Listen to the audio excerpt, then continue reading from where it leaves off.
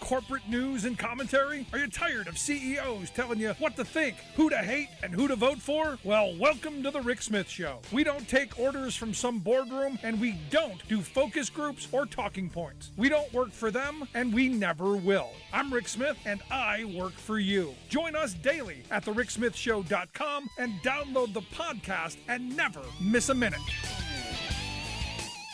It's time for the Rick Smith Show. Now, here is the voice of the working class, Rick Smith.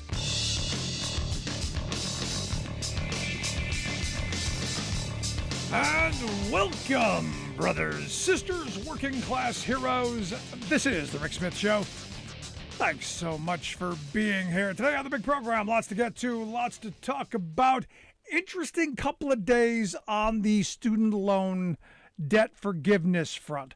Now, you'll remember my position from the very start has always been the federal government should buy up all the student loans and refinance them at a much, much lower rate, 0.5%, 1%, whatever the cost of administering the loans are. Not making a profit off of it, simply doing the administrative work to ensure that all the paperwork gets done, everything gets taken care of. Now, I've had people say, no, Rick, we can't possibly do that. No, it would be bad. It's so big. The federal government couldn't possibly do that. Yeah, I think we could. I think we can walk, chew bubble gum at the same time. I've got faith. Because here's the thing. I don't think that they could do any worse than corporate America has done. I don't. Especially when you're talking about screwing over a generation as we have done. Now, this has been an incredible couple of days for me. Because I've been inundated with right-wing propaganda from all of the think tanks and all of the astroturf groups who now this is their central issue. And then, of course, a bunch of people emailing me who don't really have any skin in the game, so to speak, but angry that nothing in it for them. This is the interesting dynamic. And the reason that I said from the beginning, you can't do debt forgiveness. You can't just wipe it away. There has to be an act of contrition. There has to be some kind of penalty suffering. There has to be something there for the borrower. And they're going to have to pay back what they borrowed. And I still think that they're getting screwed because our system is set up to really stick it to a couple of generations of kids. But truth be told, voluntarily took out the loans. Knew what you were taking out, knew what you were getting into. Gonna help, not do. Helping hand, not do for. Now, for me, what was interesting is the right wing, and I'll tell you, they are good at the grievance game. Oh my goodness. Every grievance imaginable to divide us up and slice us and dice us and pit us against each other. Oh my goodness. Now, solving a problem, whole nother ball of wax. They can point. Oh boy, can they point. They can point out problems. Oh yes, they're very good at that. In fact, they point out so many problems, again, no solutions, that they can find multiple problems in a single problem. It's kind of like, it's like their superpower. It's kind of like, the conservative Superman. We can make up multiple problems out of one and make everything worse for everyone while profiting in some bizarre way off of it. And the student debt thing is a big thing because where the money's coming from to fund these AstroTurf groups. Where the money's coming from for the focus group testing and the think tank approval. It's coming from the people who are holding all of these loans, who see it as their cash cow. It's the Education Incorporated people who go, hey, we've got our nose, ears deep in the trough. This is our grandkids' college funds. You can't screw with our money. We worked hard to be able to screw over a couple of generations worth of kids. Now, I had a couple of conversations with people who regurgitated to me, and this is why I know the right wing is so good at coming up with the message, focus group testing, think tank approved, and then disseminating it through the masses, through their power of talk radio, cable news, the internet, all of this stuff. Because I saw it first, in my email chains from all these groups saying, hey, we've got guests who can talk about this stuff. And then I heard it on right-wing shows and, percolating in the crazy, corners of the excesses of the outrage machine on the right. And then I actually had people saying, hey, I know somebody who's got medical debt. Why aren't you going to forgive that? And I'm going, we should. Which kind of took them back, going, what? Yeah, you shouldn't have medical debt in this country. The richest country in the history of civilization. You got people who got cancer, and you're going to put them into a lifetime of debt. They lived long enough to pay back the. Are you kidding? And then you get them to come around and go, yeah, well, we shouldn't have medical. Why do we have medical debt? Well, because we've handed off the commons to the corporate interests, to the moneyed interests, to our corporate captains of industry, to our capitalists. Then I got the other person. Well, I didn't go to college because I didn't want to take on the debt, couldn't afford it, couldn't get the loan. The slew of excuses. And I go, yeah, that sucks. Do you want to go to college? Well, no. Did you want to go to college? Well, no. Well, then why are you complaining?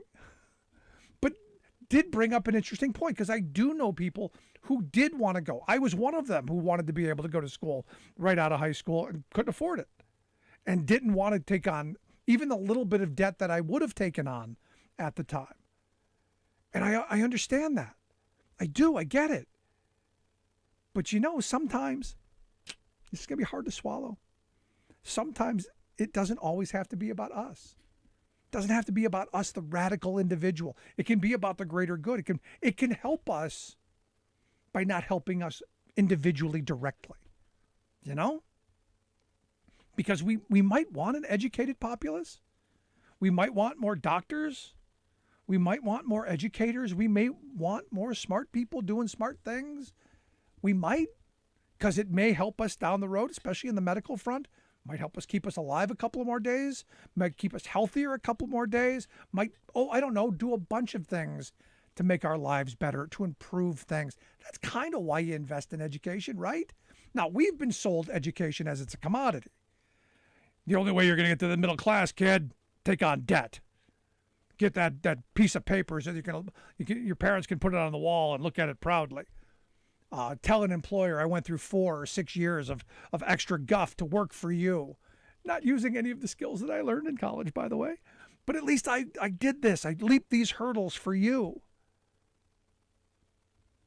This is the weird world that we're in. And we can go down all of the different, I had a person who said, I joined the military. This is one that, the right-wing vet groups were throwing out over the weekend. I joined the military so I could get the college money. And I go, you shouldn't have had to. If you wanted to join the military because you want to join the military, you love joining the military, that's a family tradition thing, that's great. But as a way to get out of poverty, that's not policy we should be promoting. And again, it comes back to me for this very true reality. We are living the Hunger Games. And the right wing understands this better than anyone. They understand our fault lines. They understand our divisions. They understand what pits us against each other. Yeah, they do it on race, and they do it on gender, and they do it on sexual orientation or non-orientation or whatever. They do it on all those lines. Education, now part of that as well. Well, you got those smart people. And, of course, the poorly educated that Trump loves so much. And that is the dividing line right now. Look at what the Republican Party is pushing right now. Attacking teachers and attacking public education.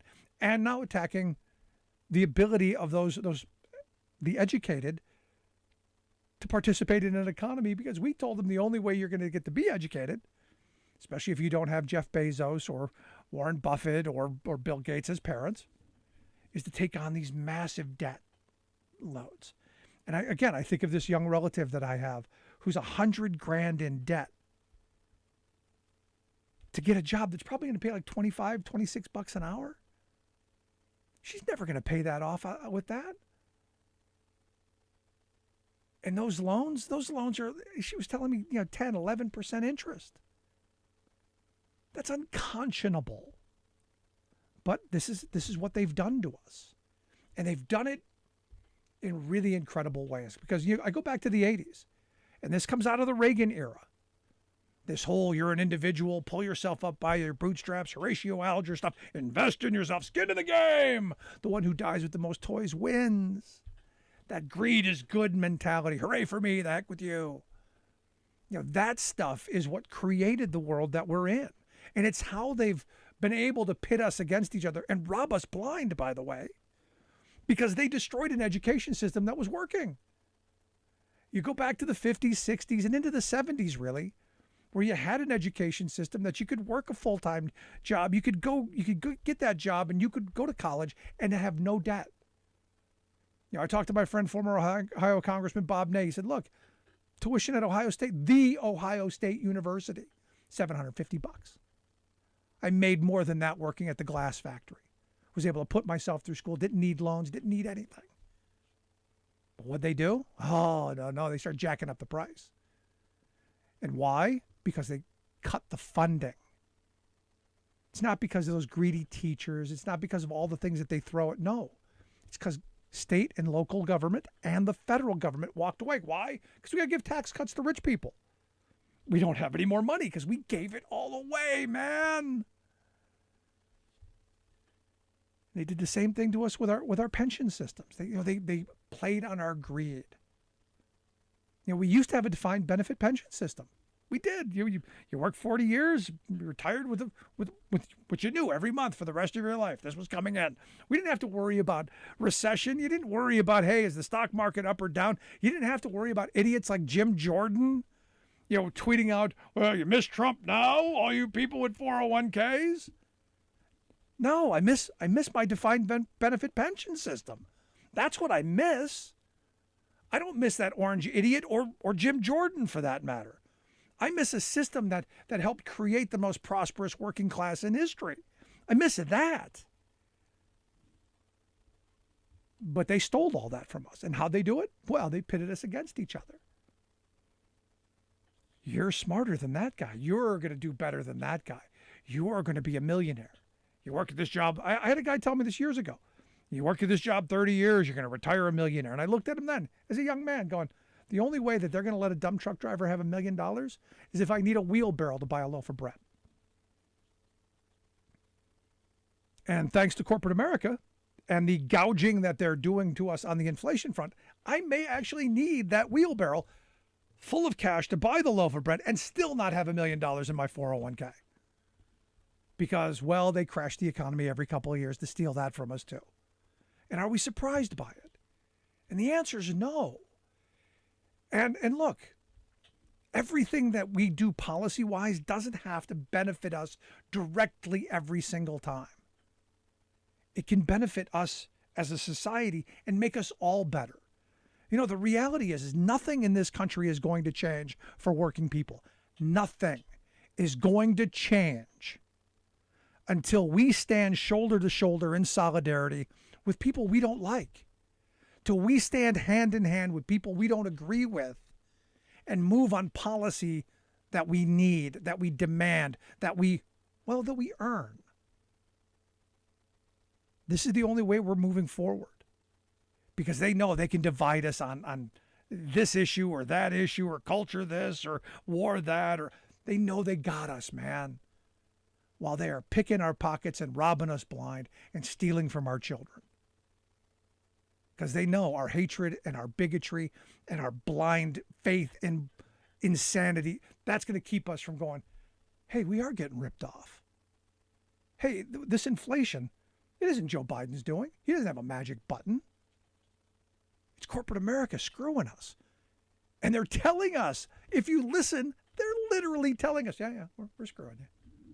We're robbing you blind. What are you going to do about it? Because they know we're easily divided. We're easily pitted against each other. At some point, maybe we wake up. But maybe not.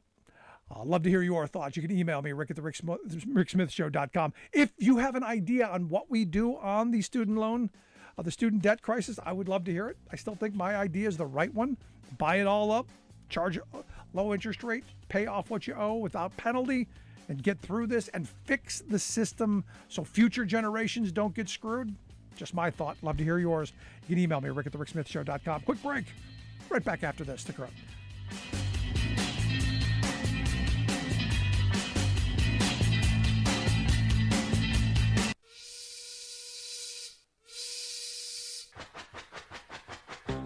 If you're a fan of the show, you've heard our labor history in 2 segments, and you can hear them on the radio pretty much anywhere in the U.S. Labor history has never been more important than it is right now. So here's what we'd like you to do. Tell a teacher. Tell a teacher that labor history is important and that they can get digestible 2-minute lessons that are absolutely free. Free to download, free to use, free to share. Tell a teacher to go to thericksmithshow.com/history and help us put labor back where it belongs, in the classroom. You know, generations of American workers fought, bled, and died to build the American way of life. It's our job to keep their stories alive. Go tell a teacher that we're here to help them do just that. Find us at thericksmithshow.com/history today.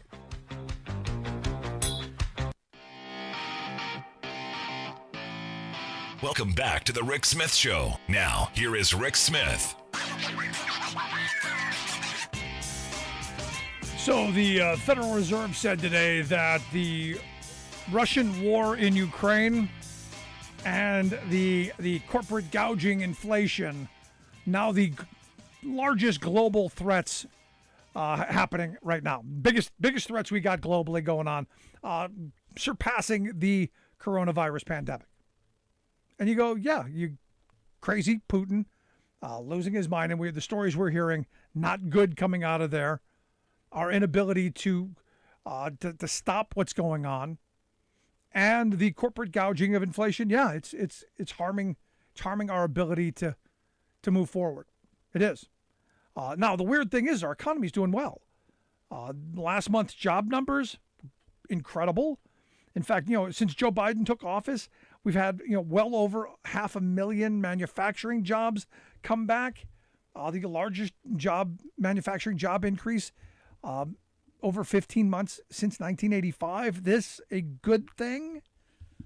Now on Tuesday, the president is going to give an address to talk about inflation, talk about how his plans to lower costs and do things that need to be done compared to what Republican plans are.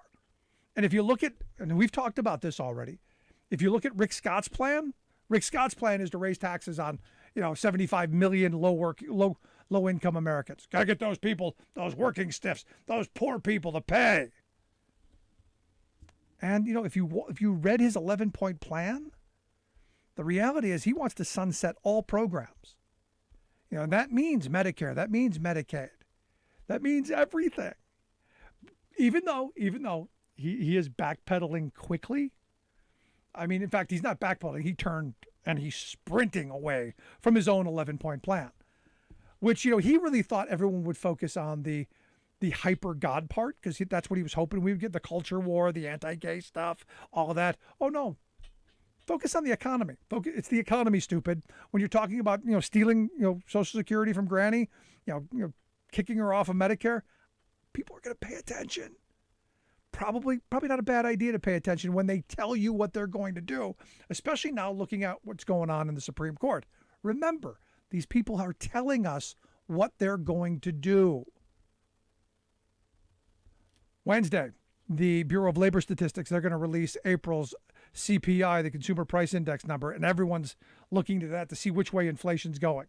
Is it going to continue to go higher? Is it going to stabilize? Is it going to be a little bit lower? I'm expecting it to probably stay right about the same, maybe even bump a bit, because corporate America is feeling their oats. I was reading a story today that the name brand products you buy at the supermarket, that evidently they are now raising their prices just a little bit less so that they can capture back the market share of the store brands, because evidently the store brands have just skyrocketed in gouging because, hey, opportunity.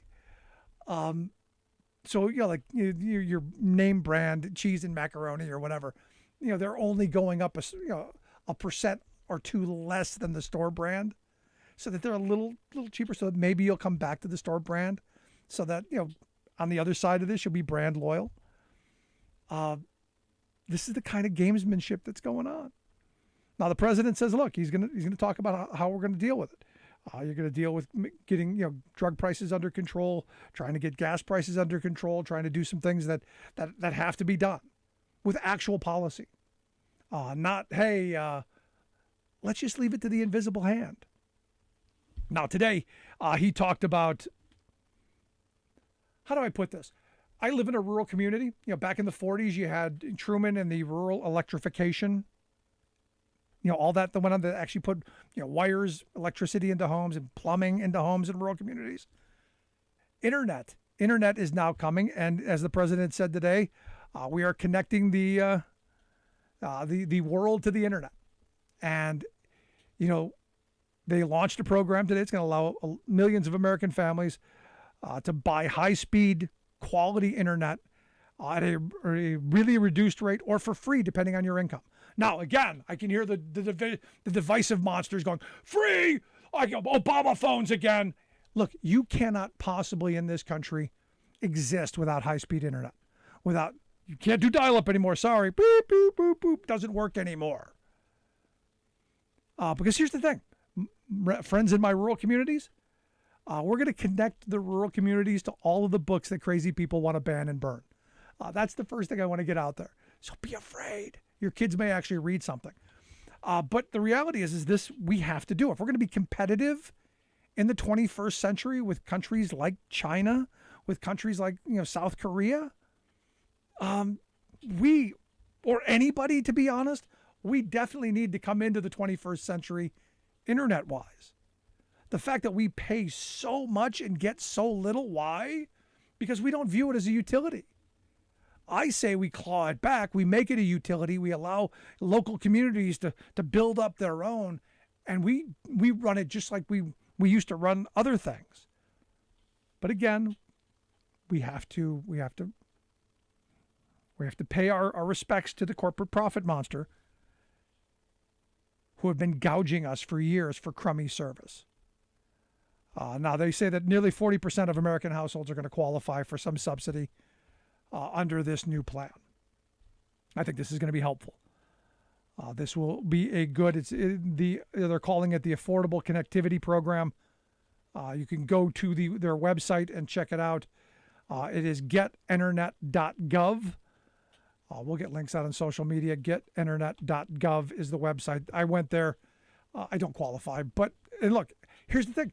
Here's the amazing part. I don't qualify. And you know what? I'm still for it. Because I still think of myself when I was a kid, growing up in the projects, going, I know we wouldn't have internet. I would probably have to walk to the local McDonald's or we didn't have a library in our neighborhood, but I'd have to walk near some restaurant that might have an open Wi-Fi connection that I could sit in the parking lot and do my homework on. I know now that kid who's growing up in the place where I lived might actually have a chance. And that's a good thing. As my friend said, before I went on air today, he goes, you know what? He goes, you're for something that doesn't help you or affect you because you're not a giant a-hole. And I go, that's probably true. Although some would disagree. And for those who disagree, you can send me an email and let me know because those go to the top of the pile. The first ones I answer, people who are not thrilled with me. Because we got to have those conversations too. But I think this is a good plan. I think it's a good idea, and it's something we should have done a while ago. And good on Joe Biden for doing it. Love to hear your thoughts. You can email me, rick@thericksmithshow.com. If you're just joining us, make sure you grab the podcast or all of our podcasts. Subscribe, never miss a day or a minute. You can do that at thericksmithshow.com. Right back. I'm Rick Smith. And this is Labor History in 2. On this day in labor history, the year was 1934. That was the day the West Coast Maritime strike began. It was an historic strike that shut down the major ports along the Pacific coast. The strike also coincided with the pivotal Minneapolis Teamster strike and the Toledo Autolite strike. From Seattle to San Diego, longshoremen walked off the job. Harry Bridges led the Albion Hall Caucus in San Francisco. They demanded higher wages, shorter hours, and union representation. They also demanded a coast-wide agreement and a union hiring hall to replace the hated daily shape-up. Longshoremen were fed up with the gangster-run company union that controlled the arbitrary day labor hiring on the docks. From the pages of the Waterfront Worker newsletter, militant longshoremen took on the shippers, the government, craft unionism, and racism of the union. On the first day of the strike, dozens of black longshoremen joined the union and convinced others not to scab. Soon, all unions on the docks walked out in solidarity. By May 15th, the West Coast ports were completely shut down and 25,000 were out on strike by the end of the month. In his book, Workers on the Waterfront, Bruce Nelson notes the qualities that made the strike a success. He points to the militancy and discipline required to stand up to the National Guard during the deadly Maine battle on July 5th. The workers' solidarity across craft lines necessary for the San Francisco general strike that followed, a defiant rank-and-file independence, and the understanding that intensive red baiting could only serve the bosses. Though workers were forced back to work through arbitration, they were awarded their demands that fall. It would take more job actions to make those awards a reality. For more information, go to laborhistoryin2.com, like us on Facebook, follow us on Twitter at laborhistoryin2. Nearly every nation with an advanced economy, and some not so advanced, treats child care as a fundamental public good, essential to nurturing children, families, and the whole society. But not our U.S. of A.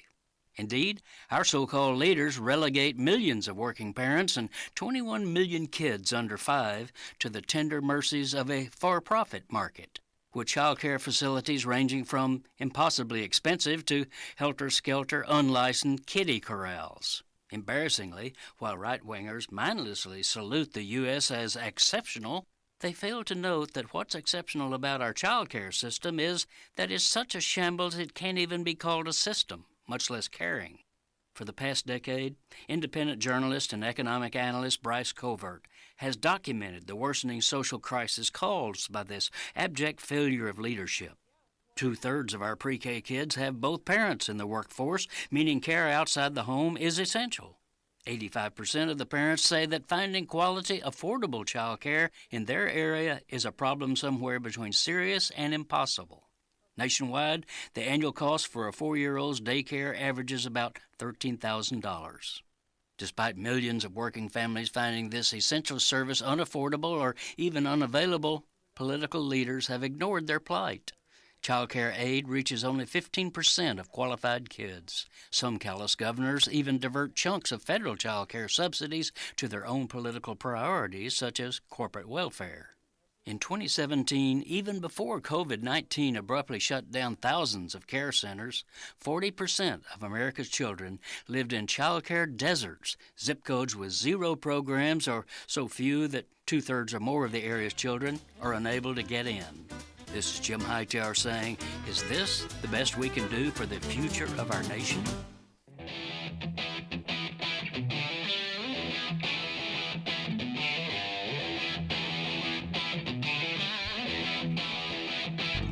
Welcome back to the Rick Smith Show. Now, here is Rick Smith. So the story goes like this. Evidently, over the weekend, people went and found where Samuel Alito lives and, decided that they wanted to protest out in front of his house and let him know what they thought of his leaked memo.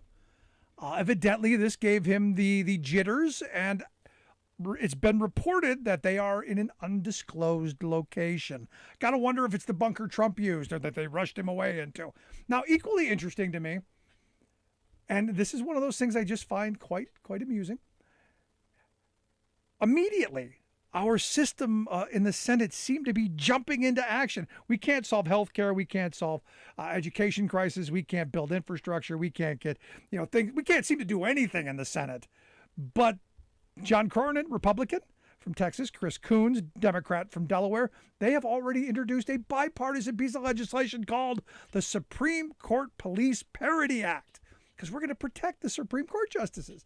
Here's an idea. How about don't overturn 50 years of decided law and take rights away from people? Maybe just a thought. Here to share some thoughts on the Roe versus Wade interesting story, and maybe where is Alito? We'll play Where's Waldo now. I've asked Dr. Allison Gill to come talk with us, one of my favorite podcasters. She is the folks who bring us the Mueller, She Wrote podcast, also the fabulous Daily Beans podcast. Both you can find over at mswmedia.com and all of the other great offerings there. Allison, thanks for taking time for us. Yeah, no problem. It's my pleasure, Rick. Thank you for having me. So the Alito underground, thoughts? Somebody tweeted, everyone pray for Alito and his family, and I said I will not. Not that I wish harm upon anyone. I do not. But after you put out that type of a decision, we were expecting this, right? We've been expecting, of course, this. What I was not expecting was the reasoning behind overturning Roe to be as primitive and horrible as it was. Women didn't have rights when the Constitution was written, so they shouldn't have rights now. Seriously? Hold on. Stop right there. You seriously didn't think they would say that? The people who brought us the original intent. These are the people who want to go back to 3/5 of a person. These are the people who outwardly say they are original intentists. They want to undo everything that has been done because that wasn't the original intent. I guess I wasn't surprised. They never come right out and say that we don't want. It's just white Christian men should have rights. They always couch it in some sort of other buffery language, and I thought that that's what we were going to see. However, whether it's Trump's bunker or first of all, I kind of don't understand why people are having a problem with folks protesting on a public street, peacefully assembling and redressing their grievances to the government, which are two of the 5 freedoms in the First Amendment, one of which Amy Coney Barrett forgot when she was asked by Ben Sass for the 5 freedoms of the First Amendment. She forgot the redress and protest freedom there. To peaceably assemble on a public street. Now, maybe we could ask Gretchen Whitmer or Dana Nessel how they feel about that type of thing. And I'm not going to weigh in on whether or not I think it's appropriate, because I'm still reeling from the decision itself, honestly. Right. So tell me, look, I've been going off about this because I see this as taking a future away from my daughters. Now my daughters are hopefully years away from having children or thinking about families or any of that. But as someone who's your age who looks at this, what does this mean to you? Well, sometimes we don't have a choice. Sometimes we don't consent to sex. And when I was in the military, that, as you know, is what happened to me. And had I been in a red state with Roe overturned, I wouldn't have been able to travel to a state that allowed abortion to seek abortion access. I would have been forced to carry my rapist's baby to term while also dealing with the PTSD that comes along with military sexual trauma. That terrifies me and re-traumatizes me. But I am in this particular fight at this particular time. I have reproductive privilege because I cannot get pregnant. So my thoughts are with every other woman in the United States right now, especially in the states that will have trigger laws that not only ban abortion, but in some cases make it homicide or a murder, or they're going to try to, force you to take a pregnancy test to travel or to leave the state. It's the concern here is not just this particular removal of our right to bodily autonomy, that's enough in itself. That's enough in and of itself. But all the other rights that didn't exist prior to the last 100 years also being at risk based on this decision. Now, you telling your story, I'm thinking about Gene Schmidt, the Republican legislator from Ohio, who said that your situation would have been an opportunity. I know. So I'm curious, when you hear that, did you think of that as an opportunity, and how do you? I don't know how to ask that question, but how do you think that would have affected you if you would have been forced to go through full term with that? I wouldn't be alive today. I barely made it through the PTSD, coping with the PTSD from the assault.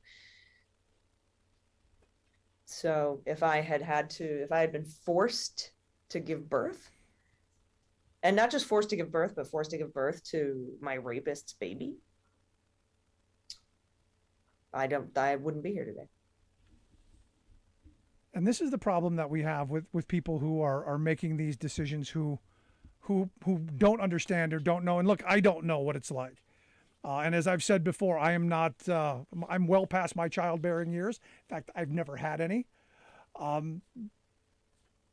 But this is the one thing I definitely know is government shouldn't be the one making these policies.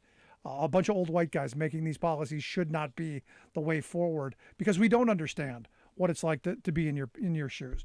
And it's horrible hearing what you went through. It's horrible. And I can't imagine my own daughters being in a position like that. Right, because a lot of the argument here is, well, it takes two. You did the sex, you do the time, right? And first of all, for me personally, that's not what happened. But that shouldn't be the only carve out. Your decision, your body. I mean, these arguments are 40 or 50 years old. Like, why do we have to have them again? Yeah. It's awful to even think about. But the bigger part of this, Allison, is, and as an old white guy, I look at this as, I don't want someone to have control over my daughter's future. I want her to have the right of self-determination. And this is more than just about the abortion issue. This is about control. This is about someone controlling her destiny or their destiny in ways that they have no power over. And that's a struggle for me, while simultaneously, the people who are pushing this stuff literally down society's throat, are doing nothing to want people to bring children into this world. We have no maternity leave. We have no health care. We have education that's not that great. And for women in poverty, forget about it. We do nothing to help them. And look, I'm somebody who grew up in poverty. I know what it's like to live in poverty with a single mother. I know how hard it is. Don't want that for people, especially if they don't want that. Yeah, no, and that's the hardest part is the helplessness aspect of it, which is something that I think a lot of women are familiar with kind of already, but this just takes it to a whole other level, and I'm the leak is not the story, but I'm very interested to know who put this out and why. I have a theory. My theory is it was definitely someone on the conservative side who saw Alito's repudiation of Roe as the what they wanted, and they didn't want anyone to walk it back, so they threw it out there to make that the goalpost, and to ensure that Roberts or anyone else didn't have the ability to soft pedal this for another day. That's my view. I'm curious what yours is. I have the same view, that there was somebody who's close to the court, a conservative court, that was upset that there were deliberations that happened after that February 10th Alito decision was written. Deliberations indicating that maybe Roberts might try to get Kavanaugh or Barrett or Gorsuch to come over and vote with the liberals and him to keep Roe and Casey in place, but maybe still have the 15-week ban, which would still throw it to the states to put bans on stuff. But that was our best case scenario, really, that we could come out with in this decision. And I think somebody was really upset about those deliberations and watering down the Alito decision. And whoever leaked this wants that Alito decision to be the decision and the actual ruling as it's written. And there is somebody who is close to the court, that is close to conservatives on the court, that actually has a history of leaking SCOTUS deliberations. Yeah, and she had a direct line into Trump, and very well known in conservative crazy circles. So it wouldn't surprise me a bit if she was the one who did it. No, and Nina Totenberg even said back in 2012, when court deliberations for the Affordable Care Act were leaked to the press, Nina Totenberg said, well, it could be a justice, it could be a clerk, or it could be the spouse of a justice. That's a very specific accusation for someone like Nina Totenberg to be making. And that, of course, as you can probably have guessed by now, it was Ginny Thomas who did that. And she was angry at what the court was deciding, the deliberations that were happening to uphold the Affordable Care Act in 2012. And so she leaked it, and that information to the press. And now we've got reports of somebody very close, conservative person, very close to the court, who's now talked to the Wall Street Journal and the Post, saying that spilling the beans that Roberts was thinking of defecting from Alito's decision. There's been deliberations. The February 10th Alito decision is obsolete now, and there's been talks of softening it a little bit. To go back to the beginning of our conversation of what I originally expected there to be coming out of this court. And also, it doesn't make any sense for an angry liberal person, an angry liberal clerk to leak this, because they would have leaked it back in February. And I also don't think it's a distraction from the 1-6 hearings, because the decision was going to come out in June no matter what, and that's when the hearings are.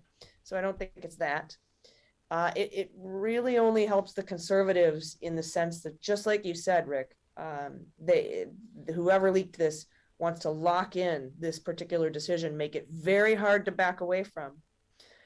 And because if anyone backs away from this, they're going to become a target of the right.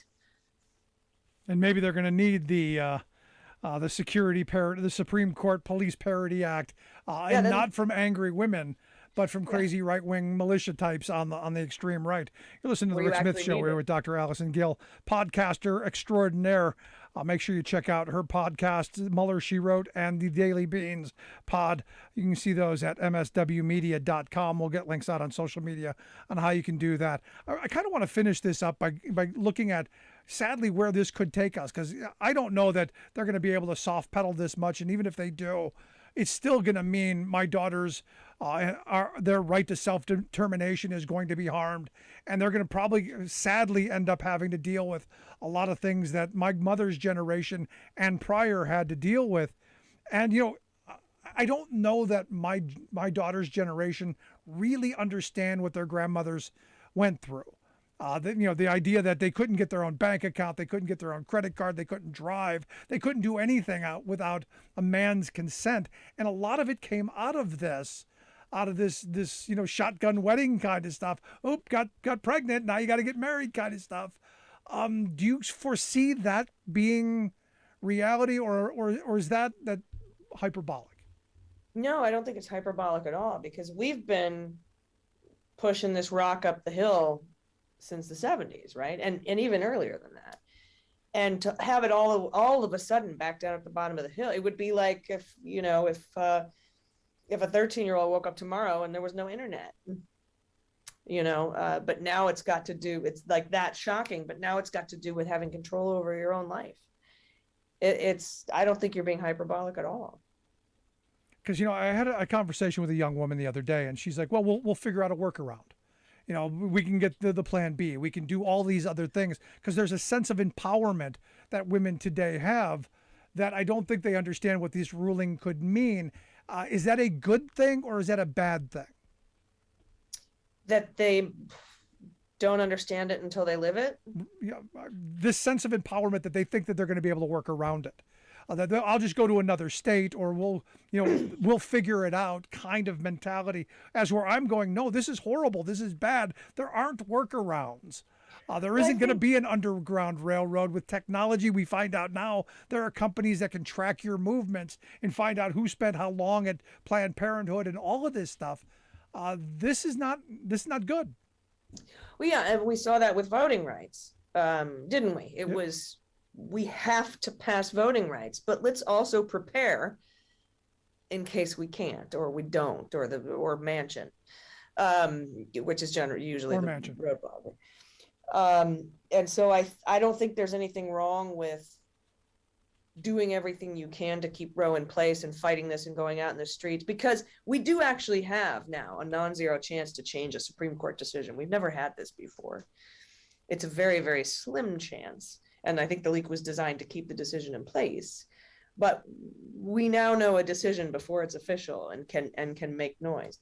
I think we could also vote in the next election and get enough people in the Senate that are willing to carve out the filibuster or kill it completely, so that we can codify Roe. But this was the same thing with voting rights. I think we can do both. I think we can fight our butts off, but also prepare. We don't want to be unprepared when that rock is all of a sudden at the bottom of the hill again. Yeah. Last question I've got for you. As a man, like I said, this isn't my issue. I'm never going to have an abortion, not my thing. Personally, I would never have one. But I've never been in anyone's position that I can say that definitively. How do we help without making things worse? Exactly what you're doing. I was preparing to thank you very much for the support and being an ally, and to fight with us, and to, honestly, I think that the side that there's no ambiguity in what side you should be on, right? Everyone's like, oh, there's gray areas. No, there's not. It's not about when you think someone should have an abortion, or if you think abortion is right. It's whether or not you think somebody should have the decision to decide their own, the power to decide their own future, or whether the government should decide it for them. And so it's a pretty clear, stark line. So as long as you're on the other side of the line fighting with us, help vote, find other people to vote. Get out the vote is the number one thing I think you can do, and then and hit the streets with us when the protests come up. Be there for us. Yeah, let's hope those start soon. Allison, I appreciate the time. Good stuff as always. Hope folks will check out the podcasts. Great stuff you do there at the Mueller, She Wrote and the Daily Beans pods. You can find those at mswmedia.com. Allison Gill, thanks so much. Thank you for everything you do, Rick. Great stuff. Well, let's take a quick break. I want to come back with your thoughts. 1-866-416-RICK, 1-866-416-7425. This is The Rick Smith Show. We're working people. Come to talk.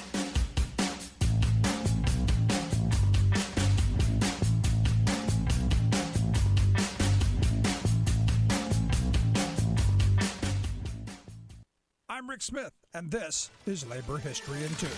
On this day in labor history, the year was 1972. That was the day that employees at the Farrah Manufacturing Company went out on strike. The company was one of the top producers of men's and boys' pants in the country, and the second largest employer in El Paso, Texas. The majority of workers were Chicano. More than 80% were women. These workers worked long hours for low wages and were required to meet a high quota demand. In the late 1960s, some of the male employees began to discuss their working conditions and what they could do to change things. One employee remembered the early days of organizing sometimes happened after softball games between the teams of workers from the different departments in the plant. We'd sit around after the game and talk about these things and the union. Men working in the cutting room voted to affiliate with the Amalgamated Clothing Workers of America. Workers from the San Antonio plant came to El Paso to support the union effort.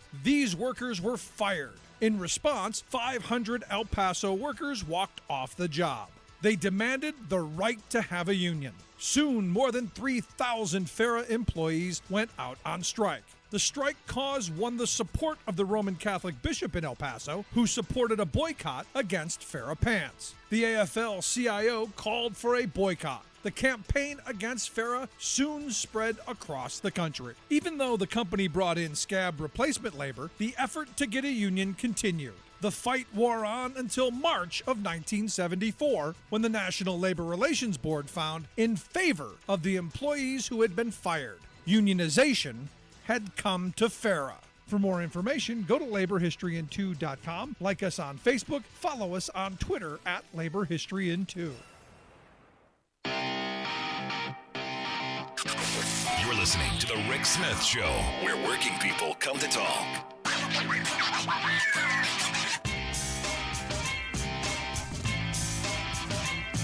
Yeah, I gotta tell you, it's one of those things that you hear stories like Allison's, and it's heartbreaking, and I can't even begin to imagine. Let's go to the phone lines. Got Alice on line one. Alice, how are you today? I'm good. How are you doing? I'm working on it. What's on your mind? I know the feeling. What I wanted to say was a couple of things. Number one, you have to just shake your head. You know, Alito, he's going back to the 1600s using this man who absolutely hated everyone. He burnt witches.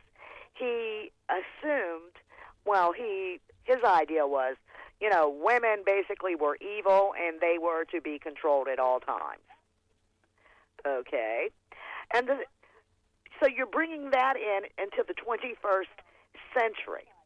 And the second thing, they all seem to forget that the Founding Fathers did not want a religion to be involved in people's lives, meaning by the government or laws. And because they knew what had gone on. You had the Protestants and you had the Catholics that were fighting at the time that, you know, we founded our nation. And it depending on which country you were in, if you were a Catholic and in a Protestant nation, you got burnt. And if you were a Protestant in a Catholic nation, you got burnt. And everybody hated the Jews. The pagans were all underground, and they didn't like the Muslims. This original intent, they revise everything. Yeah. I mean, if you're going to go use history, let's be accurate, for God's sakes. Let's not make up stuff. Yeah, it's interesting. And second of all, the second thing is, they're telling me, well, this is what God says. It's the Christianity. Well, Christianity is based on the Jewish religion. It's an offshoot. And in the Jewish religion, even in the Bible, it specifically states in Leviticus, if you look, that you're not a person until you take your first breath and you live for 30 days. But hey, you know what? I guess you just got to make it up as you go along. Yeah. What do you think of Amy Coney Barrett? What do you think of Amy Coney Barrett's phrase, "domestic supply of infants"? That reminds me of, well, you know, that's what the Nazis did. The Nazis, and I know this, the Nazis had a breeding program where they had their little Aryan race people. They would come in for a weekend or two, have a little fling. She would get pregnant. She would get paid, have a baby, and they would give it up for adoption to someone. And in the meantime, the Nazis would go into the Slavic countries, and they would steal children and adopt them out. They did it in Poland, Hungary, all of them. If the kids had blonde hair and blue eyes, is this not human trafficking, or am I confused? Well, they do talk about groomers an awful lot, do they not? Oh, they absolutely do. There you go. And, you know, everything they accuse everybody else of, they're doing it. But you have a good evening, Rick. Good stuff. Thank you, Alice. No, that phrase "domestic supply of infants" stuck in my head all day today, and I couldn't help but marry it up to the guy I know who wears this Christian Warrior shirt all the time. They just seem, I don't know, to fit together in a way that is really frightening. And that's why, again, I was against having that Amy Coney Barrett on the court. And again, another reason why you look at the Trump era, going to be remembered as a really, really bad time in our country's history for a whole bunch of reasons, the court being one of them. Love to hear your thoughts. You can email me, rick@thericksmithshow.com. If you're just joining us, make sure you grab the podcast, never miss an episode. Subscribe and share, comment, do all that stuff. Also, email me, rick@thericksmithshow.com. Quick break, right back after this.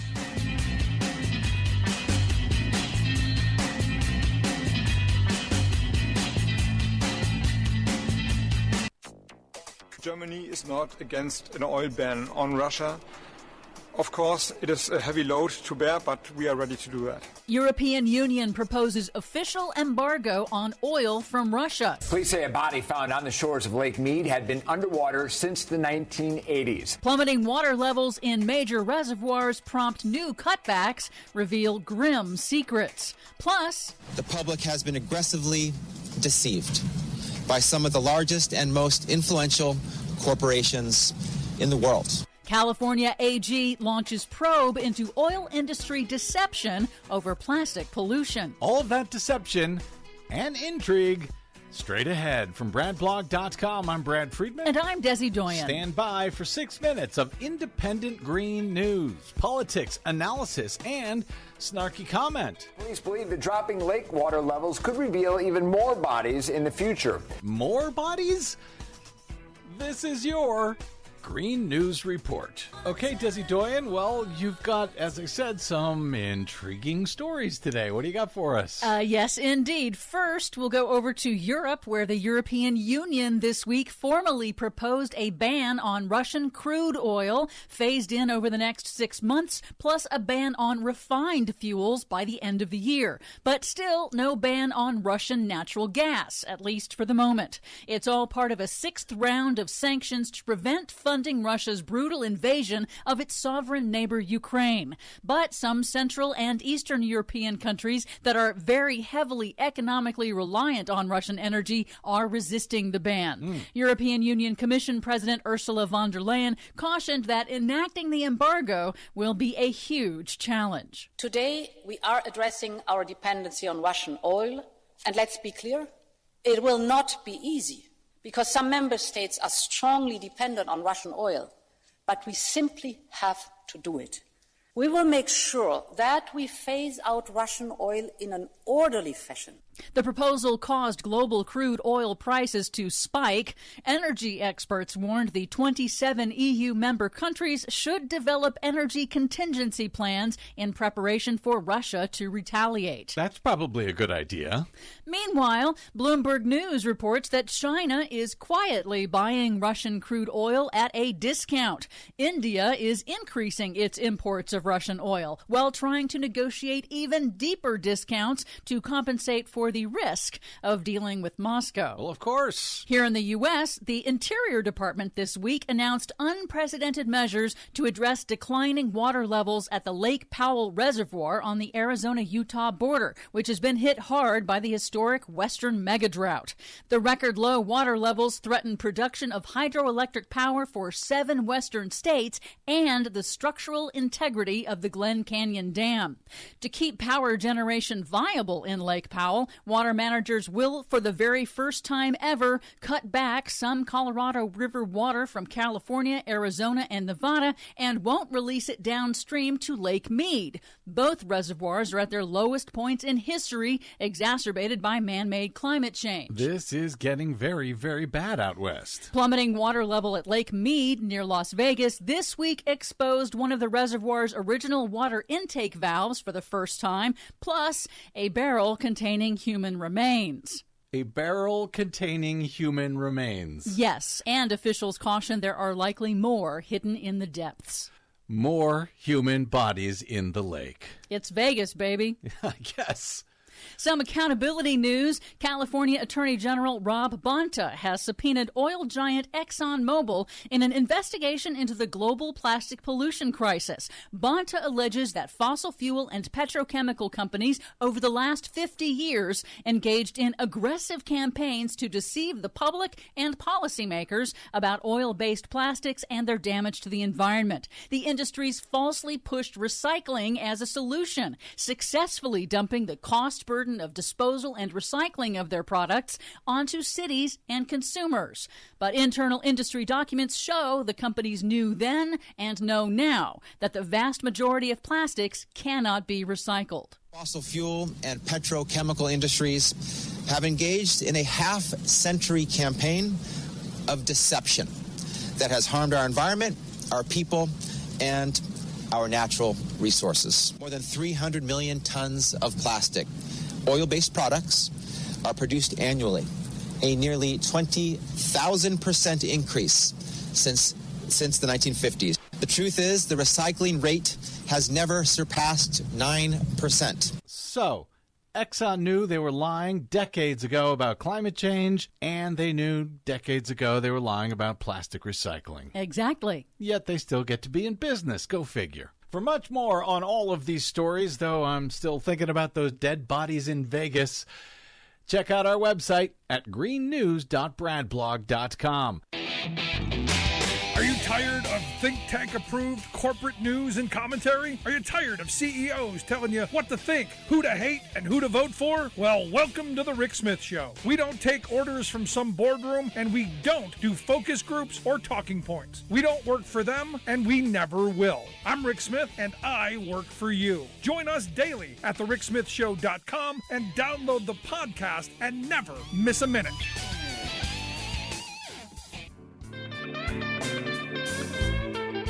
Welcome back to the Rick Smith Show. Now, here is Rick Smith. Every day we talk about issues of importance to the working class. In fact, in the last hour we were talking with Dr. Allison Gill about the abortion issue, which, I think right now is the most important issue to women in this country, their right to self-determination. But, all of the issues that have been coming up, from racism to sexism to gender problems that we're struggling with. All of this comes back to working people getting the short end of the stick and the struggles that come out of it. And I love when people write books telling stories of struggle and success and people fighting, and I like winning. I mean, this is one of the things I think, the former guy talked about that was so engaging. I like winning. Now, not that kind of winning, but I like winning. And I think that's why this book caught my attention. It's a fiction, which is, when you're talking about historical context, fiction, change the name to protect the innocent and, the vulnerable. But I think it's well worth it. That's why I've asked the author to come talk with me, Elaine Bravo, and her husband, Larry Miller. They wrote this book called Standing Up, Tales of Struggle. And that's why I've asked Ellen Bravo to come share some thoughts on the book. Ellen, thanks for taking time for us. My pleasure. So glad to be here. Thank you. So, like I said, I'm reading through this, and there's a lot of historical stuff in here, but it's written, from a fictional kind of way with the main characters, who I can only assume are you and your husband, or I think, right? Yes. So Nick is inspired by Larry, and the character Sophie is inspired by me. And what made you want to write a book that spanned, this is spanning, 5 decades? Right, 50 years. We wanted to tell stories about the people that the author Mbolo Mbue calls the deliberately unheard. People aren't voiceless. They all have voices. They just don't have a megaphone. And the people controlling the megaphone try to make sure that they don't get heard. So we want to tell stories about people that are often left out, and show the moments in particular when they realize that the exploitation and the oppression they face is not inevitable, it's changeable. And in fact, they're the ones who can change it, but not all by themselves when they work together. Yeah. And we wanted to show that glorious feeling of stepping into power and the small wins and the recognition that that has to go on. There is no substitution for building relationships, organizing for long-term change. Now, one of the stories that caught my attention in particular was, during the Reagan era, talking about the assaults on the social safety net. As a kid growing up in the projects, I remember lining up at the local public school in the summertime for the school lunch programs they had there over the summertime. And I remember, you get a little hot lunch of something that for most of the kids in that line was the only hot meal they would get in a daytime. And I remember one of the first things Reagan did was to eviscerate that program. So to see in the book that you talk about that kind of grabbed my attention because I actually lived, some of that experience. Yeah. That particular chapter, there's a chapter called "The State Hastens to Say," is about a visit to a welfare office. And one of the things I wanted to show there that we try to grapple with throughout the book is the importance of white organizers, white workers, learning to fight racism, how it gets encountered, why it's so important, and to show the leadership of Black workers and also the friendships that get forged in the process. And I think the important part of this, and look, as somebody who's done some organizing in my lifetime, understanding those divides are so important. And that's why I think this is an important read. And it's not a kind of a history book kind of read. It's an enjoyable kind of read because it flows well. But it's those lessons that I think you were trying to get at of talking about how to bridge those divides, those things that keep us pitted against each other. Because it's where I started today's program off at. How we're take any issue and how we're easily divided and sliced and diced and pitted against each other, white, black, male, female, gay, straight, whatever. All of those divisions are what tear us apart. And if we want real progress, we may have to hold hands and stand shoulder to shoulder with people we may not always agree with. Well, and the best way to link arms and stand shoulder to shoulder is to have each other's back. And the best way to get people to have each other's back is to understand that the person oppressing us is the same. So, for example, when you said that abortion is the biggest issue right now for women, it's actually, that's true, but it's also a biggest issue for all of us, because if they get away with that, it will, the autonomy that gets threatened, yes, women are going to get the brunt of it and they're going to get it first, but it strengthens the hand of those who are oppressing us all. There are a host of other issues that will get struck down if they get away with it. The good news is that we know how to stop them. This says a lot about what we need to do in November and ongoing to make sure who is making these decisions and that they come from us, that we turn out as many people as we can, and that we send a very loud message: you will not get away with this. Is that the point of the book now? I mean, that kind of activism, that kind of engagement now, is that the reason for the timing, or was this just, hey, this is when we put the book out, it just happened to be the next crisis that came up? The truth is, always is the right time. And one of the things that we wanted to show, I was most proud of people like Rinku Sen, who praised the book because it normalizes organizing. And it shows that organizers are regular people who fall in love and like to eat and have kids and have sex and have joy and grieve and worry, but mainly have wonderful lives, and that you don't have to be superhuman to do it.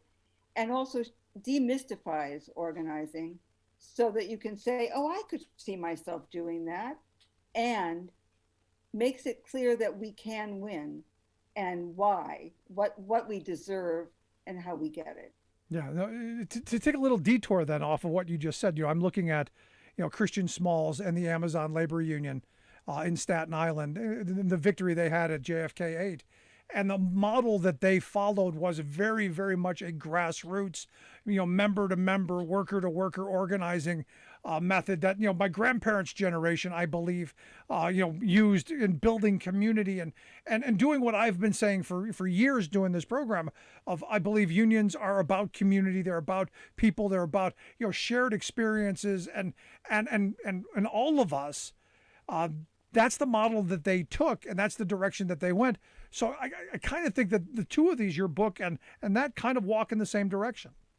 Absolutely. I'm really proud that Natalie Monares, who's one of the worker leaders at Amazon JFK 8, is going to be in conversation with us in New York on June 8th. And I said to her, I can't wait for you to read the chapter called "The Union Makes Us Strong." And I said, especially see what they do in the bathrooms, because she was telling me about step by step the kind of organizing they did. And that's exactly the model that these workers use. It's at the call center of an airline reservation. And, the workers realized that going to each other's houses, having hard conversations, speaking to people where they are, making it easy for them to get involved themselves, standing up to the bosses, using what they had to tear down the notices, the misinformation that the union busters put up. It so reminds me of what happened at the Amazon warehouse. So I was really excited about that. You listen to the Rick Smith Show here with Elaine Bravo. She is the co-author of Standing Up, Tales of Struggle. We'll get links out on social media how you can check out where you can get this. I hope you don't go to the A place, maybe Powell's Books. We'll find a place or ElaineBravo.com. I'm sure there's a way to get it there as well. Or EllenBravo.com. EllenBravo.com. Yeah, that's okay. We'll take you also to Hardball Press, the publisher. You can order it there. But go to your independent bookstore, and if they say, "Oh, get this book in," and then you. My tweeter extraordinaire will make sure we get the right links, because she is my spell checker. She's my linguistic expert in all of that. But in looking at this, and I'm looking at the book and I'm going, what do we want to take out of this? And again, it's my view is it's the power of we the people to come together, to organize and to fight for a future that is better for working people. That's basically the thesis of everything that I want to accomplish. Is that kind of the hope here? It really is. It shows that change comes from the bottom up, not from the top down. It shows that people can grow and change. And one of the things you'll see when you look at the testimonials, I was so excited how many people pointed out that the book is about joy, it's about love, it's about relationships, and it's about the power of the people rather than the people in power. No, I mean it's just one of those. It's one of those things that it's a good read, but it's also positive, and I like that. Instead of a how-to cookbook kind of thing, it doesn't bludgeon you with the message, which I think is good. In going through the book, what story in this do you think is the thing that really grabs you, that for you is your favorite bit? So it's hard to say. I'll mention a couple of them. One of them is the one we mentioned, The Union Makes You Strong. Another one is the one called Listen to the Children. It's about how a group of children won family leave in Wisconsin. That was one of the autobiographical chapters. And it shows both the importance of engaging kids, but also how much our kids are already hearing and knowing what our lives are like. Right. And taking it on themselves to go to school sick so their mom won't get fired, and why they can be part of the change we're making. Yeah, I do want to ask you about that. Go ahead. I do want to ask you, because you said it's a little bit autobiographical, because your own son was in an accident and actually did some lobbying to get Tommy Thompson, the governor at the time in Wisconsin, to sign an expanded health care bill that he didn't want to do. And as I'm reading through this, I'm going, Tommy Thompson, turned into, a pretty far right character. And it just shows how far the Republican Party, especially in Wisconsin, has gone over the last 30 years. It's true, but the other thing that happened is those kids were so powerful. Reporters were walking into the governor's office saying, "Did you hear those kids? How can you possibly not sign this bill?" With tears streaming down their face. That made a difference. Those kids had an impact, and he said that. So my son turned into a daughter in the book. He was proud to do that. But he came with me to the bill signing, and the governor pointed to him and said, it's because of the kids that I'm signing this. And he offered my child the pen, and my son looked at me, and I could tell the look meant, look, I know he's a bad guy, but I want that pen. And I nodded and said, of course you can have it. Of course. Do you still have it? We still have it. They were very proud that they had that effect. And the headline the next day, just like it says in the chapter, was, "Children lobbyists win lawmakers' hearts." Sometimes that actually happens. No, see, those are the kind of uplifting, incredible stories that people need to hear, because so much of what we get from stories and from our news, especially, is the negative stuff, is the down stuff. So to finally, something positive of people organizing, people succeeding, lives getting better, I'm all in favor of it. I think it's a good thing. I hope people will check out the book, Standing Up, Tales of Struggle, written by Ellen Bravo and her husband, Larry Miller. We will get links out, ellenbravo.com, the website. We'll get that out. Also, we'll get some other stuff. I'll just say one last thing. This is also a love story. My 97-year-old friend complained that there wasn't more sex. My older son thought there was too much. I think it's just right, and I hope you do too. There you go. Ellen, I appreciate the time. Great talking with you. Thanks so much. Love talking to you. Thanks a lot. Take good care. Again, the book, Standing Up, Tales of Struggle, written by Ellen Bravo and Larry Miller. We will get links out on social media, how you can check it out. ellenbravo.com, the website. We'll get that out as well. Your thoughts, 1-866-416-RICK, 1-866-416-7425. Going to take a quick break. Back on the other side. Just joining us, make sure you grab the podcast. Never miss an episode. Subscribe, like, share, comment, all of that stuff. Back after this.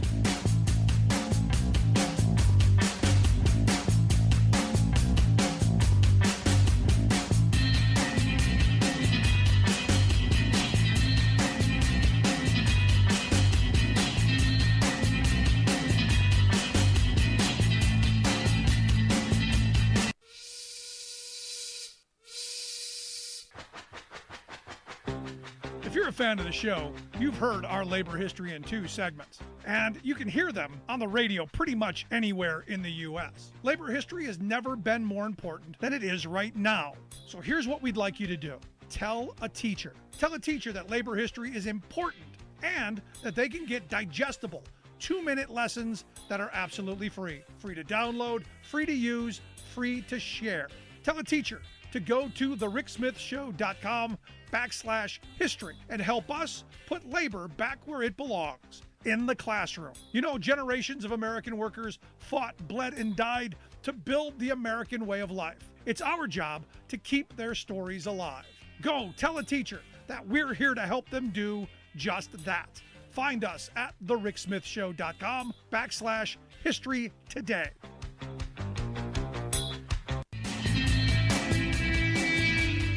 Welcome back to the Rick Smith Show. Now, here is Rick Smith. 1-866-416-RICK, 1-866-416-7425. Interesting little tidbit. Republican candidate from Minnesota evidently wants to eliminate early childhood education. Minnesota State Representative Steve Drazkowski evidently argued that if they can get rid of early childhood education, that parents should be able to raise their kids until their kids at 5, at least before government comes with a school bus, backs it up to the maternity ward room door, and takes them to the government school. Okay, so you're going to abolish early childhood education. What are you going to do in its place? Here's a thought. Here's a question. Honest question. Because I might be convincible. I might be someone you could go, yeah, maybe we don't put kids in school at 5. Maybe we let them stay at home with their mother or their father or their parents. Maybe that bonding is more important than sending them to school. Maybe. What policy are you going to move to make that possible? What policy are you going to do to help families get through this? Is there a maternity policy coming? Is there a way for mom to stay home for a couple of years? Because I know the sacrifices that my wife and I have made over the years to make sure that my wife was able to stay home with our children, that fortunately we were able to make, that most couples are not. Maybe, just a thought, because there are crummy employers out there, and lots of them, and even some of them that are Democrats. I point to Texas Democratic Representative Henry Cuellar, who evidently, this is the report by Jezebel, evidently discredited and fired a staffer who was 28 weeks pregnant because she requested maternity leave. And then evidently, according to the reports, court documents show that the congressman himself requested that other staffers write letters about the woman's job performances after he fired her. So what policies are you going to move to protect women who are pregnant from giant pieces of garbage like this. And there are tons of them. What policies are you going to move to encourage families to have children? Oh, that's right, crickets, none, because you don't have anything. And this is my problem with the entire Republican establishment. There's nothing. There's no policy there. There's no help. You're on your own. And the frustrating part of this is I know early childhood education helps. I know that if you can get kids learning early, they're going to do so much better in school. If you instill a love of learning early, they're going to do so much better in life. Here's the problem. What happens when you don't have all of the kids moving in that same direction? What you end up in, and I've seen this happen, you have a handful of kids, usually the homeschool types, because we got the Bible, we're going to quote them and tote them, that then weigh classrooms down. So all of those kids who had the advantage going into kindergarten, first grade, second grade, they're being held back by the people who go, no, I don't want to have my kid go no government school.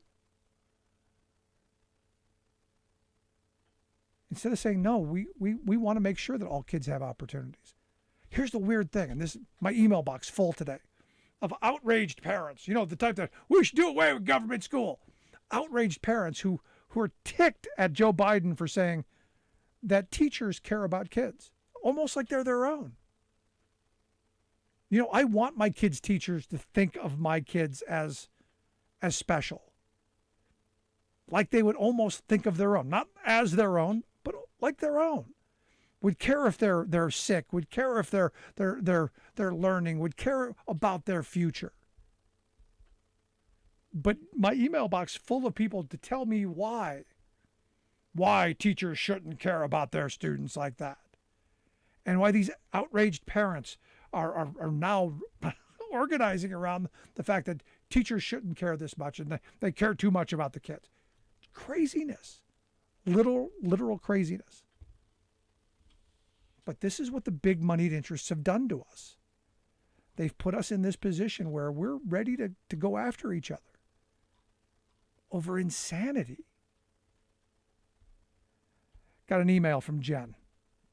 Jen listening on WTTN 1580 AM 92.7 FM, Madison, Wisconsin.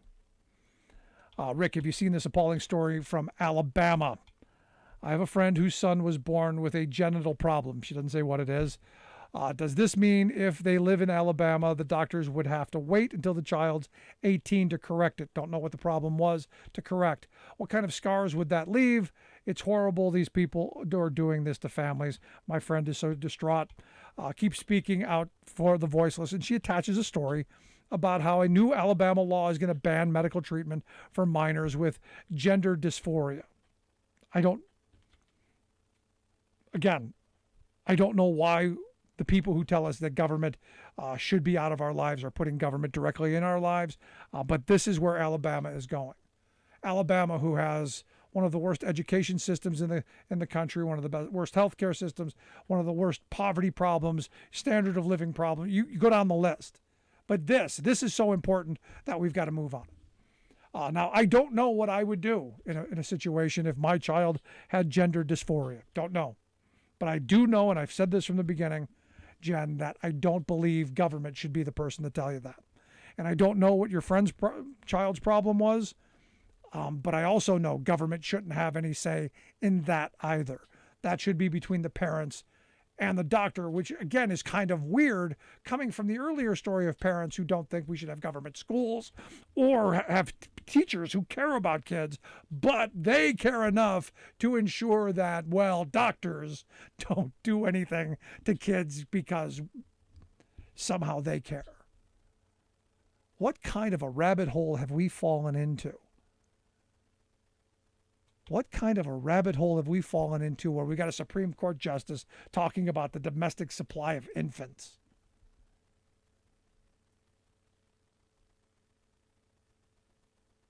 And when are we going to come to some sanity around all of this is meant to tear us apart? All of this is meant to keep us angry at each other. Jen, it is appalling. It's appalling that all these states are doing this stuff, especially the red states. You know, the red states who have seen a huge jump in people dying from the coronavirus that they've completely forgotten about.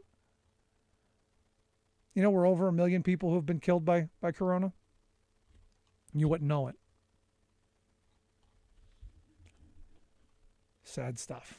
Love to hear your thoughts. You can email me, rick@thericksmithshow.com. If you're just joining us, make sure you grab the podcast. You can get that on iTunes, Stitcher, Podbean, wherever you get your favorite podcast. It's always there. Make sure you subscribe, share, like, comment. Quick break, right back after this.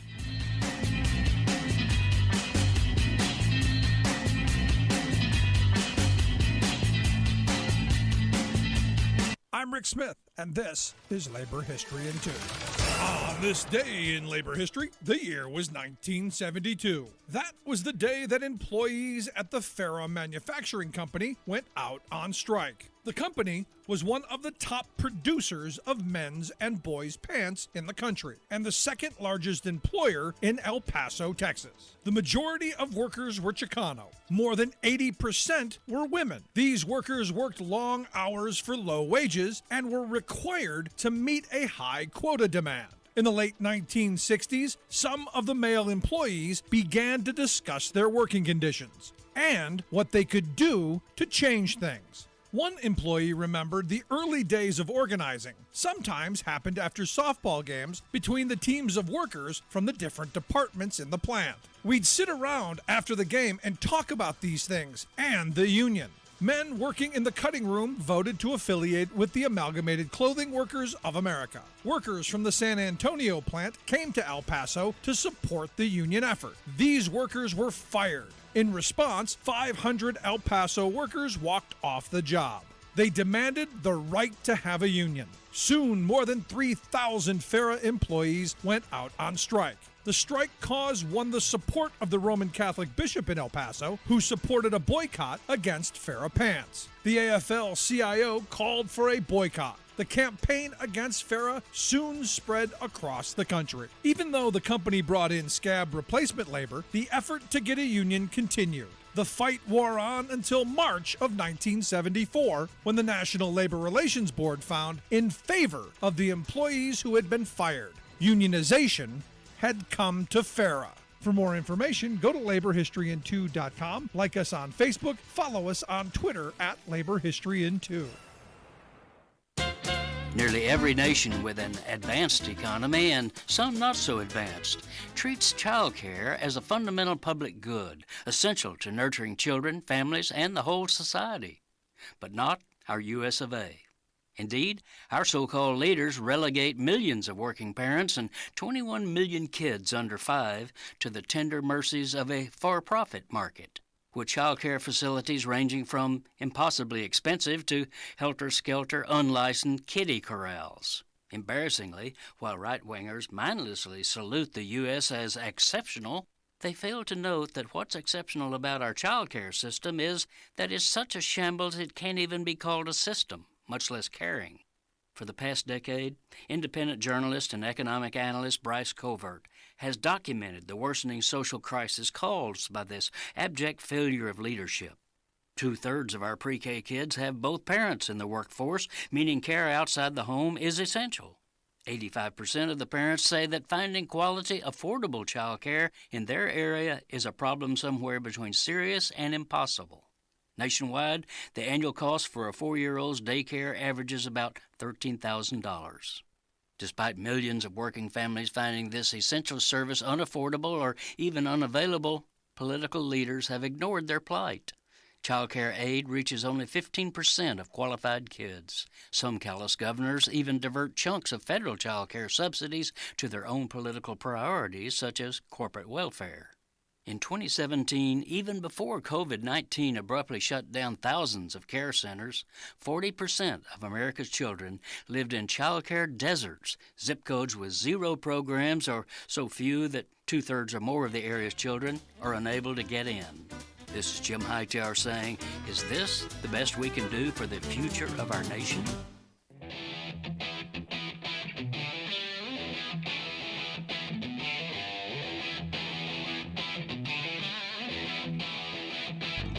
Welcome back to the Rick Smith Show. Now, here is Rick Smith.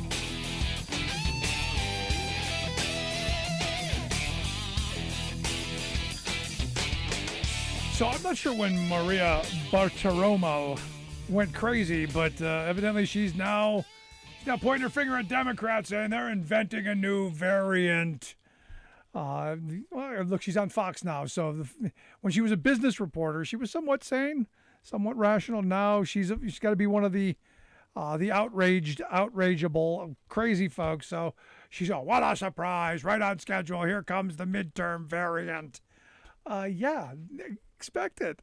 And as Dr. Fauci said, the little concerned about the fact that the correspondence dinner happened. Kind of this don't worry mentality. Is it over? I don't know, but we sure act like it is. And we're here to share some thoughts on the top stories of the day. Our good friend, former Ohio Congressman and political analyst, Bob Ney. Bob, thanks for taking time for us. Thank you, Rick. So I'm looking at Maria Bartiromo, and she's got it in her mind that the Democrats are making up a new variant. That anything that happens in the future is all going to be Joe Biden's fault, like inflation, like everything else. It's Joe Biden's fault. I don't understand when she says that this is part of the Democratic plot to boost the party's chances in the November midterms. It doesn't make sense because, why would the party create something that could be proven didn't exist, or create it to then say, well, we tackled it when it didn't exist in the first place. So the whole thing was just, but you know this, Mornings with Maria, I think that's the show. It's famous for conspiracy theorists and false things. I've actually never watched her show, to be honest. I watched her a lot when she was, I think she was on CNBC, or I think it was CNBC. She was the business. She was Squawk Box. She was on the Business Channel a lot. In fact, Joey Ramone of the Ramones wrote a song about her. About how he used to love watching her, report on the business news. That's the Maria Bartiromo I remember, and like this one, the Jeanine Pirro wannabe. I don't know. I'm struggling with. No, he's probably not going to write another song about her. No, he's been dead for about 10 years. But you're right. So maybe they would pick up the old song AC/DC Highway to Hell when they talk about her. How about that one? There you go. I got to get your thoughts on this, because you know what's going on with Trump and the lawsuit in New York, and the fines that are going on, and he has to turn stuff over.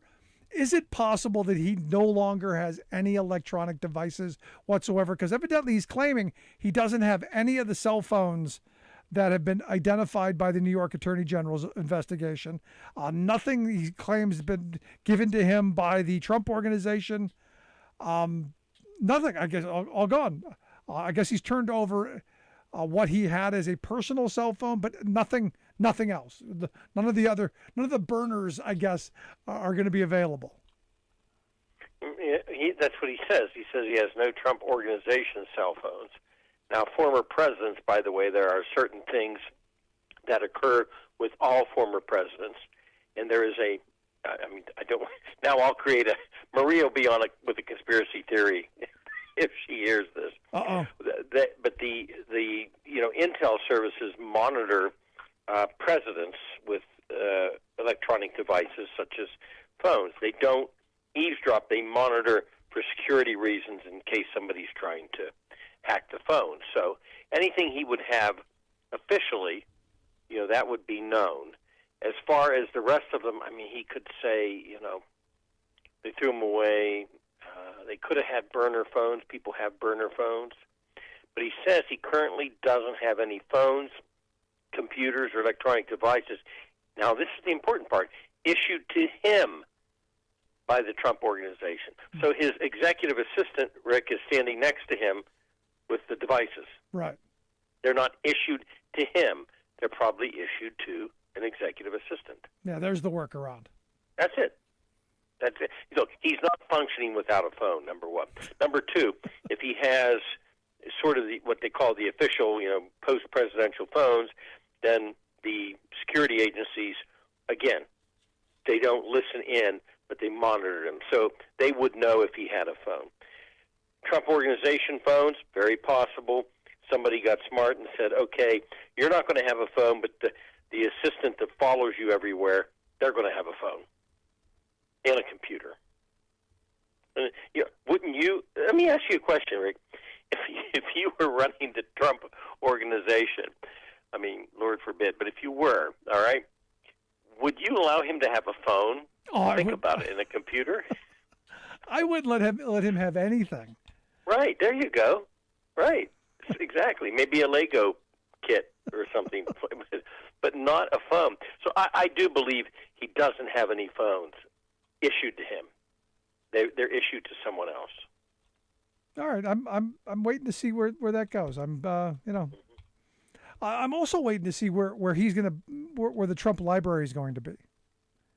Oh, that's interesting you mentioned that, because each president has to have a library. Yeah. I was wondering about that. I was to the George W. Bush Presidential Library, and it was frightening and it was hysterical all on the same level. I mean, you walked in and it was all 9/11 all the time. Twisted metal and every image, every video, it was all there as you're walking in, and it was scary. And then you went and you got to play with toys, like they had they had a triangle on a ball, like a little ball, and it was the three branches of government toy, and that was just kind of the epitome of the White House there. But my favorite was you get to go in and play president. 2 minutes, they hammer you with an issue. Lots of stimulus, lots of I got to play when the economy collapsed, what would you do? And you had senators coming in, you had the vice president, you had the chief of staff, you had news reports, you had all kinds of stuff. You're just hammered with all of this stimulus, and then you got to press a button to make a decision. And I'm going, yeah, because this is exactly how he made decisions. And then at the end, he would trot out on the video and explain what he did. It was scary. Also, the libraries, they just don't have a complete free reign. The libraries have to contain the good and the bad. So you can bet that Trump is going to have one big argument with the library people. I promise you that. Yeah. Now, again, the people who work there, and we got to interview a bunch of the curators and a bunch of people who worked there. They were all Bush, supporters, all people who wanted to put, W in the best light possible. We got to sit in the Situation Room because, after 9/11, they realized how antiquated our system was, and thought it'd be a great opportunity to steal the Situation Room and then replace it with a state-of-the-art one. So we actually got to sit in the Situation Room that they were in on 9/11 because they stole everything in it, and put it in the Bush Library, but which was kind of eerie and cool all at the same time. This is totally off the topic, but this is so weird. The dais for the House is in Sam Rayburn's museum in Texas. He took it. Wow. Yeah, it's marble. He took it. I think they kind of asked him politely for it back, and it never happened. So, Yes, the dais, it's a wooden one now where the president goes up for the State of the Union, but he took it, and it's with Rayburn's people. Yeah, interesting. I look at this, and I love going to these presidential libraries, and I'm looking forward to it. I'm looking forward to seeing what kind of toys they come up with. It'll be interesting.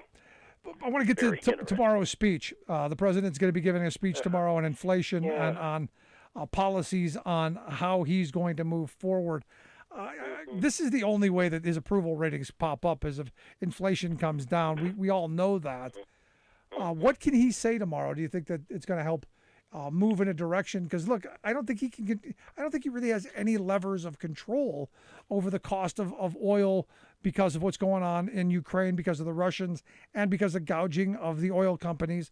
And I don't think he can do anything other than price controls on the prices of stuff, because corporate America is literally telling us they're raising prices because they can, not because they have to. Well, right. I mean, look, if you look at the entire inflation picture, and then you had the Fed Reserve raise interest rates, and I think, frankly, they're off base on that because we have a brand new market. We have a brand new situation with the post-pandemic, and the way that jobs have opened. We still, and everybody talks about, well, you have all these job choices. Wages are falling behind. That's another fact. So there's a lot out there that is beyond the control of the president. One thing that bothers me about the parts I've read about tomorrow's deal with the president and what he's going to talk about, the part that bothers me, and I could be completely wrong, tell me if I am, or, well, we'll know tomorrow if I am. I don't understand why the president's people are having him draw the contrast between his economic plan and the Republicans, because they're going to zone in on Rick Scott, who I think back in maybe March or April, he was rebuked by Mitch McConnell himself because he came up with this idiotic his 11-point plan. No, look. Yeah, it's idiotic. No, it is idiotic, and I've talked about it ever since. I think the reason that they're going to do that, it's the only written plan the Republicans have. Mitch McConnell has said, "Well, elect us, and then we'll show you. We'll show you then, maybe." So I think it's all they've got. All they've got is to say, "Look, we're doing everything we can, but hey, here's what they're going to do. Here's what they're saying they're going to do. Here's what they've written." That's the only reason I think he's going to say anything or should. I just think if they bring in Rick Scott or Rick Scott's plan, I think McConnell comes out and says, "Look, I rebuked that. I said it's never going to happen. I said that back in March. Blah blah blah." I don't know. I thought when I first heard the president was going to do this that he would, address whatever he's going to address tomorrow. I have to assume manufacturing and the oil companies and some things like that. But I just don't know about the president doing the contrast. There are, interest groups and advocacy groups and there's me for political attack groups that can go out there and do it for him. Right. No, see, I'm hoping he'll have some concrete ideas and policies that we can put Joe Manchin on the spot for. Look, Manchin wants to bring down inflation. There's got to be some ways to do that. And look, there are ways that windfall profit taxes, I think, are one way to throw that out there to put a little juice into the CEO boardrooms to maybe stop gouging where they can. Right. But I think it's got to be policy driven. I think there has to be some concrete activities, not just finger pointing. Oh, absolutely. If you look at, like I said, the wages, that are falling behind, but also the fact that, this is a different world. We've got to continue to focus on the manufacturing and also the supply chain. We now know if you're going to put together, in Philadelphia at a widget factory, you're going to put this machine together and you need 150 pieces, and you've got 149, the 150th piece comes from China. We know these things now. I mean, they've been well advertised. And so I hope they focus in also on ways to, enhance our supply chain. Yeah, but here's the thing, and this is where I got a couple emails from people today talking about, why haven't we already, reduced the tariffs on China, which I think is a bad idea. I do too. But there's this push out there saying, hey, if you want to solve our supply chain problems, swing the doors open, let China be our manufacturing reserve, and get things back on the shelves. Even though I got to tell you, I've been in the stores, shelves aren't empty.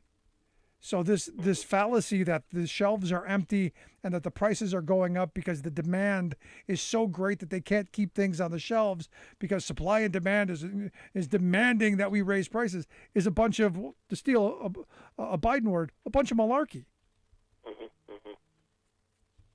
Right. Yeah. That's what I said. We can't, when we want to enhance and improve our supply chain, and I agree with you 100%, it's not by reducing tariffs. Now, at some point in time, if we make a deal with China, they can reduce tariffs. The president has kept tariffs. He's kept them. The way to help the supply chain is to, well, like the chip factory coming to Newark, Ohio area, Licking County, Ohio. Those are the ways to combat this, not Great jobs reducing at the home. tariffs. I'm right there with you. Lastly, I wanted to ask you about your thoughts on today's expansion of internet access. The president says 40% of people are going to be eligible for either subsidized or free high-speed internet. They're going through with the plan to make that available. I think to do what we've done in the past, the Rural Electrification Act of the 40s. I think this is on line with that. I'm curious your thoughts. Is this something worth doing? I think it's great because they're going to expand this access to 40% of American families. I mean, think about it. They have to expand it to 40%. We're actually that behind, in a sense. Yes. With it. That's absolutely amazing. We also, for years in Congress, we fought for broadband access, increased access, for rural America. I was from a rural area. But the rural electric cooperatives, which I had supported heavily, and I always supported them because they came in when the big boys didn't want to provide power. That's why the rural electric cooperatives came into being. Right. The big power companies didn't want to do it. It wasn't enough money. So it boils down to money when it boils down to access. And I think if over 40% of the people need access, somebody's got to do it. And if the Biden administration expands the free high-speed internet access to 40% of American families, I think it's great. It's shocking in this era that figure actually exists. Now, what's shocking is we have a system set up on, as you pointed out, the big boys who want to make profit only going where the profitable areas are. Sure. In rural areas like where you and I live, get shortchanged. Where we pay just outrageous rates for what in other areas is modest internet at best. And this is why I think the bipartisan infrastructure bill, that law that was passed, I think this is a huge part of getting this investment done. And the fact that it's going to help families get the internet that they need, I think is important. The website, getinternet.gov. You can go there, find out if you qualify. Fantastic. And here's the important part of this, and this is the part I made at the beginning. I do not qualify. I make too much money to qualify, and yet I'm still for it. I still think it's a good idea. Sure. I still think it's something we should do. So the message out of this for me is, even if it doesn't benefit you, you can still be in favor of it because it's going to help us as a country be much more competitive. That's right, and kids need it. Look what happened during the pandemic. Yep. You had to rely on it. That's simple. But, Bob, I appreciate the time. As always, good stuff, my friend. Thank you, Rick. Seriously, I mean, I look at this, and the reality is, you should have been doing this years ago. Years ago. In fact, I love some of those places. Like in Tennessee, there's a city that they own their own. As part of your tax dollars, you get internet, and you get Wi-Fi throughout the city. It's fabulous. But that's socialism. We can't do that kind of stuff because somebody would call it socialist. Heaven forbid we get decent things. Gonna take a quick break. Right back after this to wrap things up. If you're just joining us, make sure you grab the podcast. Don't miss a minute. You can get that wherever you get your favorite podcasts or thericksmithshow.com. Back after this.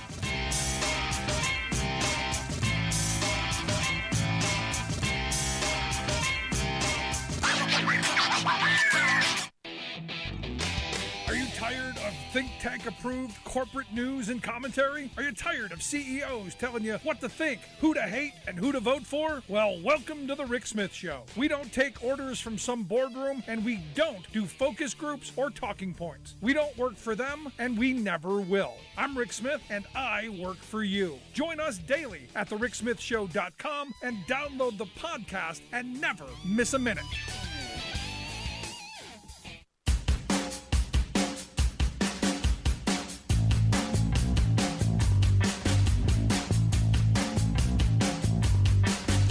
Got a couple of emails I wanted to jump into before we wrap things up today. And again, if you want your email read on the air, email me, rick@thericksmithshow.com.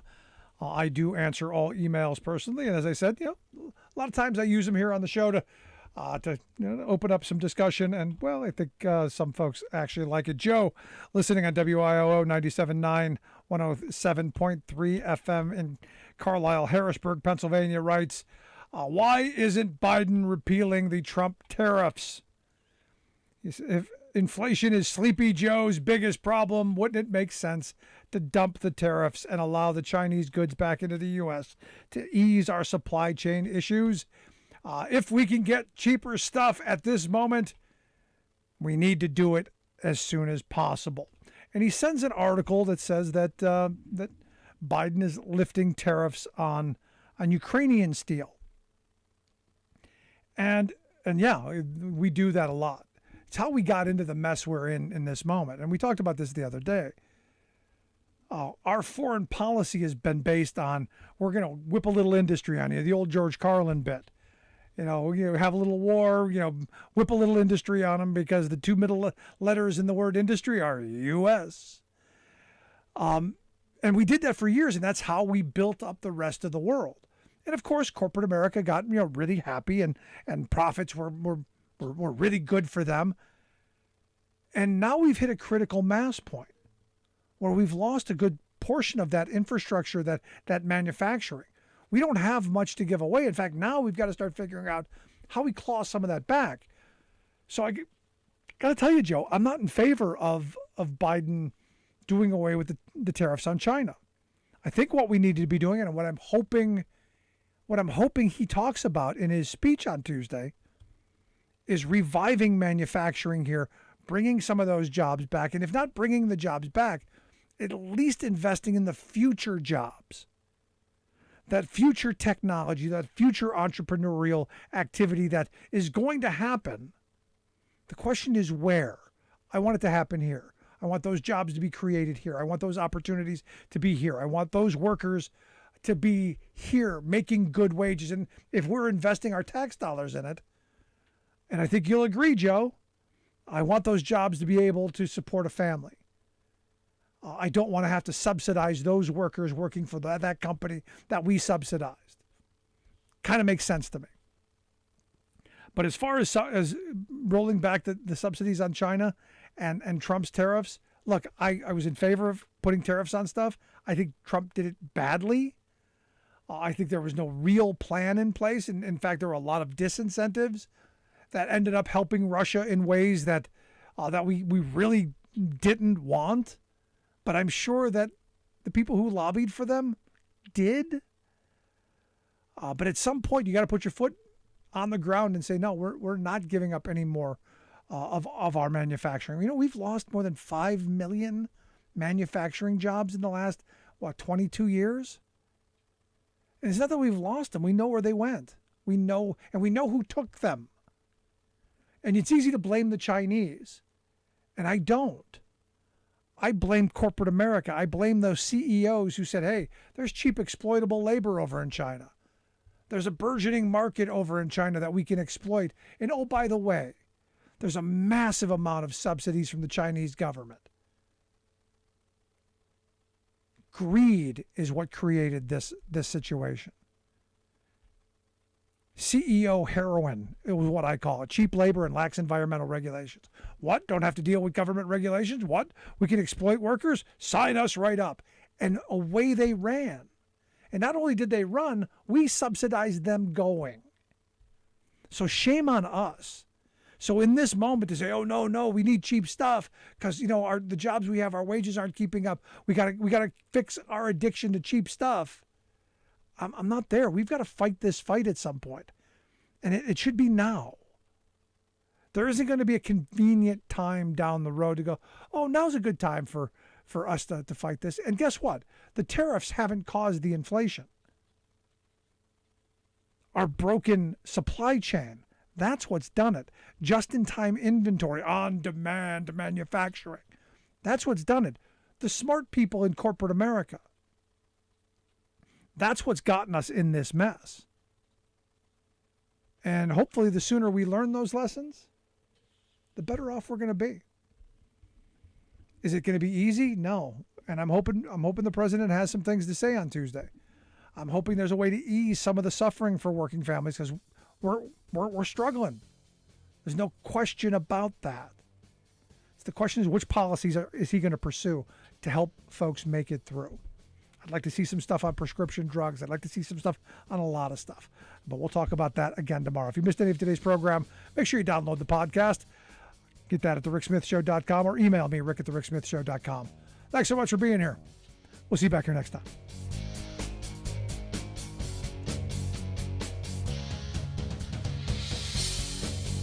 You've been listening to The Rick Smith Show. Email Rick at rick@thericksmithshow.com. Until next time, this has been The Rick Smith Show, where we're